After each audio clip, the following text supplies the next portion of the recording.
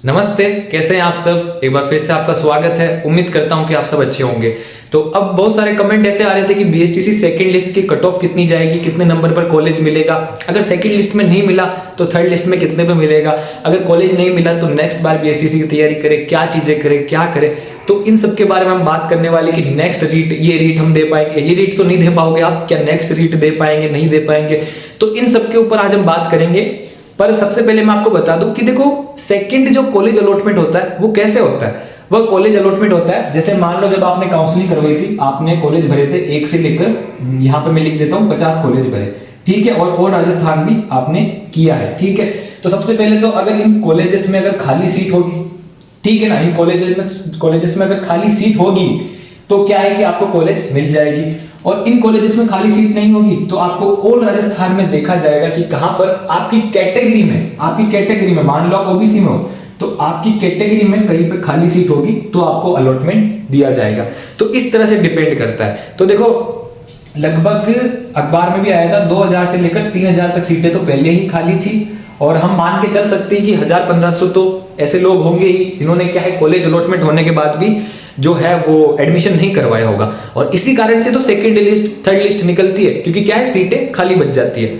लेकिन अब यहाँ पर बिल्कुल सटीक कट ऑफ इसलिए नहीं बता सकते क्योंकि ये नहीं पता होता है कि कौन सी कैटेगरी में सीटें खाली होगी, है ना। मान लो ओबीसी, ईडब्ल्यूएस, अलग अलग जो है कैटेगरी वाइज कट ऑफ इसीलिए तो निकलती है क्योंकि कैटेगरी वाइज क्या होती है, सीटें रिजर्व होती है, सबको लेना पड़ेगा ना।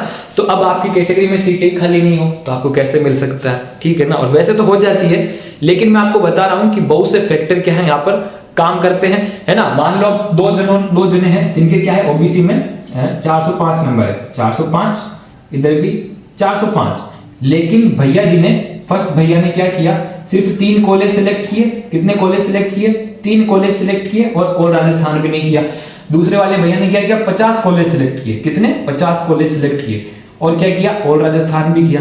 क्या किया? ऑल राजस्थान भी किया। तो यहां पर चांस किसको है?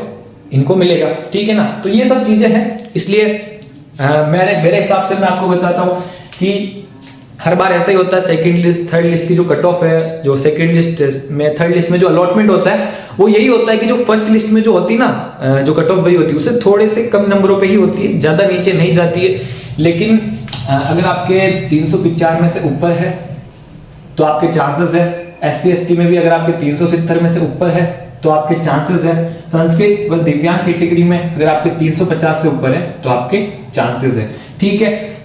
अब मैं आपको यहां पर कह रहा हूं कि चांसेस है, ठीक है ना, लेकिन फिर भी आपको इस चीज के लिए इतना जो है चिंतित नहीं रहना है, इतनी टेंशन नहीं लेनी है। अपने समय को आप यूज करें। अगर आपने किसी और एग्जाम में फॉर्म भरा है तो वो करें, या कहीं और आपका समय दे जहां वो उपयोग हो, ठीक है। आप समझ रहे हो ना, क्योंकि देखो यार, मैं बार बार आपको ये चीज कहता हूं, आपको लगेगा कि मैं ज्ञान दे रहा हूं, बहुत से लोग कहेंगे, लेकिन सिंपली बिलीव मी कि टाइम इज वेरी इंपॉर्टेंट यार। टाइम को सही तरीके से यूज करना चाहिए, मेरा ये मानना है। और देखो, अगर जो है आपको फर्स्ट लिस्ट में भी, सेकंड लिस्ट में भी अलॉट नहीं होता है, सेकंड लिस्ट में, तो फिर क्या होगी, थर्ड लिस्ट भी निकलेगी, ठीक है ना।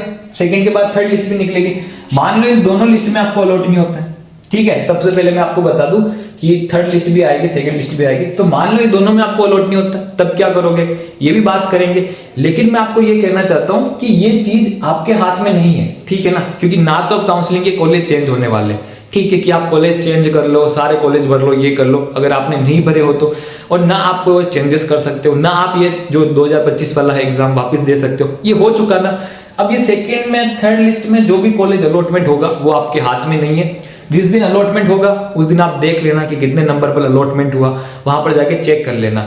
बस इसके लिए इतना चिंतित मत रहो, क्योंकि देखो, मैंने है ना, जो अपनी जनरेशन है उसमें एक चीज मैंने नोटिस करी है कि हम है ना रियल लाइफ से ज्यादा यहाँ पर सफर कर लेते हैं। रियल लाइफ में हम जितना चलते नहीं है, जितना दुख देखते नहीं है, उतना यहाँ पर दुख देख लेते हैं कि ये हो जाएगा, वो हो जाएगा, ये हो जाएगा। तो इसलिए आप ये मत करें। और दूसरी बात, कंपैरिजन नहीं करना चाहिए, ठीक है, कि आप कंपैरिजन कर रहे हो कि उसका तो क्या है बीएसटीसी में फर्स्ट बार में हो गया, मेरा नहीं हुआ, ठीक है ना। तो अगर आप कंपैरिजन पॉजिटिव वाला कर रहे हो ना, कौन सा कंपैरिजन? पॉजिटिव वाला, कि यार नहीं हुआ तो मैंने क्या गलती कर दी, ये है, तो वो सही है, ठीक है ना। तो वो सही है कि यार मेरे को भी निकालना है, ये करना है, तो वो कंपैरिजन सही है। लेकिन अगर आप नेगेटिव कंपैरिजन कर रहे हो तो मैं कह रहा हूं कि आपको ये घातक साबित होगा आपके लिए, क्योंकि नेगेटिव कंपैरिजन जब आप करते हो ना किसी से, तो कुछ नहीं मिलता आपको, सिर्फ बेचैनी मिलती है कंपैरिजन से। नेगेटिव कंपैरिजन से बेचैनी बढ़ती है, ठीक है। तो ये सब हो गया। तो अब मैं आपके सामने थोड़ी सी और बातचीत करना चाहूंगा, आप वीडियो को एंड तक देखना, छोटी सी बात आपके साथ और करनी है। अब आप प्लीज मेरी बात ध्यान से सुनना, मैं क्या कहना चाह रहा हूं कि देखो, अभी आपने बीएसटीसी 2025 का एग्जाम दिया है, ठीक है ना, बीएसटीसी 2025 का एग्जाम दिया है। तो देखो, अगर आपके इतने कम नंबर आए हैं कि आपके क्या है सेकंड लिस्ट में भी नहीं होगा और थर्ड लिस्ट में भी क्या है नहीं होगा, तो देखो नेक्स्ट आपको क्या करना है। तो नेक्स्ट मैं आपको बताता हूं कि समय वेस्ट मत करो। क्या है, समय वेस्ट मत करना, ठीक है ना, समय को यूज करना। क्योंकि देखो मैं आपको बताता हूं अभी क्या हुआ, अभी 2025 ईयर चल रहा है, ठीक है ना। तो सबसे पहली बात तो ये आपका व्यक्तिगत पर्सनल डिसीजन है कि आपको बीएड करनी है या बीएसटीसी करनी है या नहीं करनी है। लेकिन अगर आपका ये डिसीजन है कि यार मैं नेक्स्ट ईयर बीएसटीसी का एग्जाम दूंगी और मैं बीएसटीसी करूंगी, क्या करूंगा, तो मेरी बात ध्यान से सुनना। आप क्या है डिग्री भी करना, ठीक है ना, जब कभी भी कॉलेज के फॉर्म भरे जाए बीए, ठीक है ना, जो भी हो, ठीक है। अगर आपकी डिग्री माइंड में अलग चल रही है बीएससी बीकॉम, ये आपके ऊपर है। लेकिन मैं आपको क्या कह रहा हूं, डिग्री करना नॉन कॉलेज। कैसे करोगे, नॉन कॉलेज, जिसे हम कहते हैं प्राइवेट, ठीक है, नॉन कॉलेज प्राइवेट। और देखो नॉन कॉलेज रेगुलर डिग्री होती है, वो मान्य होती है, ठीक है। इसलिए आप नॉन कॉलेज कर लो, ताकि मान लो, एक मिनट है ना, ताकि आप मान लो कि आपने नॉन कॉलेज बीए में फॉर्म भर दिया, ठीक है ना अभी, और आपने क्या है बीएसटीसी 2026 में निकाल ली। कब निकाल ली, 2026 में निकाल ली, ठीक है ना। अब मेरी बात ध्यान से सुनना, अभी आप 12th से निकले हो, आपने बीएसटीसी 2025 का एग्जाम दिया है, आपके सेकंड लिस्ट और थर्ड लिस्ट में भी नाम जो है वो नहीं आता है, ठीक है। तो अब आपको क्या करना है, ये आपका व्यक्तिगत डिसीजन है कि आप बीएसटीसी करो या नहीं करो, या बीएड करो, कुछ भी करो, लेकिन आप टाइम वेस्ट मत करना, यूजफुल चीज ही करना। और अगर आप बीएसटीसी कर रहे हो तो उसके साथ में आप अभी से बीए प्राइवेट भी कर देना, रेगुलर भी करते रहना। क्योंकि देखो, आप जब बीएसटीसी 2026 में बीएसटीसी दोगे तब आपकी बीएसटीसी चलती रहेगी, और ये जो है इधर बीए प्राइवेट चलती रहेगी, ठीक है, दोनों साथ में होगी, कोई दिक्कत नहीं होगी। और आप अभी 2025 में हो, ठीक है, 2025 में, तो 2026, 2027, 2028, ठीक है, 2008, ये 3 ईयर है। 3 ईयर में तो आपकी क्या है डिग्री कंप्लीट हो जाएगी, ठीक है ना। इन 3 ईयर में आपकी क्या है, जो वो बीएसटीसी भी कंप्लीट हो जाएगी, ठीक है ना। और अगर इन जो 3-4 साल को 25, 26, 27, 28 को आप फोकस से चलोगे ना, तो देखो मेरा ये मानना है कि देखो सरकार वापस चेंज भी हो सकती है। 28 में इलेक्शन होंगे, सरकार वापस चेंज भी होगी, या नई सरकार आएगी। तो सरकार जब नई आएगी, चेंज होगी, तो मुद्दा क्या बनाएगी कि हम रोजगार देंगे, ये देंगे, तो उनको नौकरी जो है वो देनी पड़ेगी, ठीक है। और अपने राजस्थान में क्या है ना, सिस्टम क्या रहता है आपको पता है कि हर बार नई सरकार आती है, बीजेपी कांग्रेस, बीजेपी कांग्रेस। और यही एक रीजन है कहीं ना कहीं, मेरे को लगता है कि हमारे यहाँ पे जो है जॉब्स अच्छी खासी आती है, ठीक है ना। आप कहोगे कि अभी रीट में ये बहुत कम है, ये है ये, लेकिन अगर आप हम अपने पड़ोसी राज्यों में देखोगे ना, तो वहां पर पिछले 7-8 साल से पोस्ट नहीं आती है, ठीक है। और इसीलिए बहुत सारे अदर स्टेट वाले राजस्थान के एग्जाम में अप्लाई करते हैं, आप देखना, जबकि राजस्थान वाले बाहर बहुत कम अप्लाई करते हैं, और करते भी है तो वो सेंट्रल लेवल की होती है। ये मेरी एक ऑब्जर्वेशन है।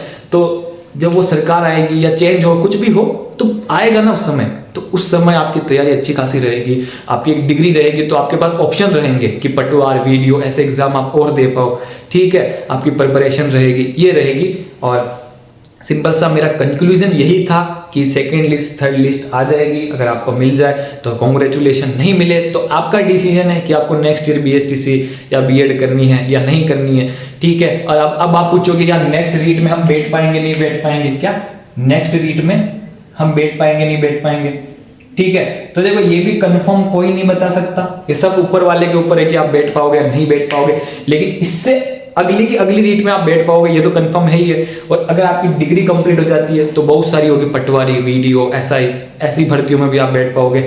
तो सिंपल सा मेरा कंक्लूजन यही है कि टाइम को वेस्ट मत करो, टाइम को यूज करो। क्योंकि मैं आपको गारंटी के साथ कह सकता हूं, आज से जब एक समय निकल जाएगा ना, आप इसको सेव कर लेना, आपको यही रिग्रेट होगा, यार पहले स्टार्ट कर लेता, यार ये चीज मैं पहले कर लेता, यार ऐसा ही रिग्रेट होगा। और दूसरी चीज, आपको मेहनत तो करनी पड़ेगी, ट्रस्ट तो रखना पड़ेगा खुद में। क्योंकि देखो हम देखते हैं ना पुराने काल से, हम अगर जो पुराने काल की, बहुत पुराने काल की, त्रेता युग की, सतयुग की बातें सुनते हैं, तो जब बहुत कठोर तपस्या करता था कोई आदमी, तब भगवान आते थे, भगवान कहते थे वरदान मांगो। जब वो वरदान मांगता था कि मेरे को उसका राजा बना दो, उस साम्राज्य का राजा बना दो, है ना, उस साम्राज्य का राजा बना दो, महाराजा बना दो, तो भगवान क्या करते थे, उसको अस्त्र देते थे कि ये ब्रह्मास्त्र, ये अस्त्र, ये ताकतवर अस्त्र है, तू किसी को भी हरा सकता है, कोई सा भी साम्राज्य ले सकता है। ठीक है, तो आपने गौर किया, भगवान भी क्या है, आपको अस्त्र दे सकते हैं, आपको ताकत दे सकते हैं, सब दे सकते हैं, लेकिन भगवान आपको उठाकर उस साम्राज्य पे नहीं बिठाएंगे,